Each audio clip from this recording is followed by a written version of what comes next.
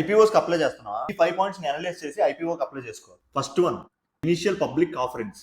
ఎంత ఆఫర్ చేస్తుంది? So IPO open అయింది December 3rd and closes at December 5th.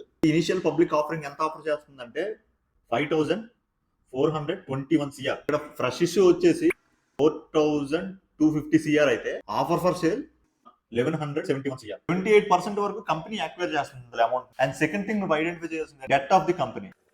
Meesho from last couple of years debt free company. FY 2025 లో 15 CR వరకు short term debt ఉంది, ఇప్పుడు అది కూడా లేదు. Clear. Meesho is a debt free company. Third point వచ్చి profit, losses, revenue. FY 2023 లో 5,700 CR revenue generate చేసింది. FY 2024 లో 9,600 రెవెన్యూ. FY 2025 లో 9,400 CR రెవెన్యూ బాగా ఇంక్రీజ్ అయింది. బట్ ఇక్కడ PNL లో వచ్చేసరికి ఎవ్రీ ఫైనాన్షియల్ ఇయర్ లో లాసెస్ ని జనరేట్ చేసింది. FY 2023 లో 1,600 CR లాస్, FY 2024 లో 330 CR లాస్, FY 2025 లో 3,900 CR లాస్. FY 2026 లో 700 CR లాస్ లో చూపిస్తుంది. రెవెన్యూ జనరేట్ అయింది, but still it is a loss making company. Market valuation, market capital around 50,000 CR ఉంది. షేర్ ప్రైస్ ఆఫ్ 113 అనుకో. Still it is a loss making company కాబట్టి valuations అనేవి కొంచెం హైలో ఉన్నాయి. మెయిన్ పాయింట్ ఏంటంటే ఫ్యూచర్ ఆఫ్ ద కంపెనీ. అసలు ఈ కంపెనీ తరపు ఫ్యూచర్ ఏంటో నువ్వు అనలైజ్ చేసుకోవాలి. మోర్ ఇంపార్టెంట్ పాయింట్ ఏంటంటే ఇక్కడ ట్రస్ట్ ఇష్యూస్ ని వాళ్ళు ఏం చేయాలనుకుంటున్నారు?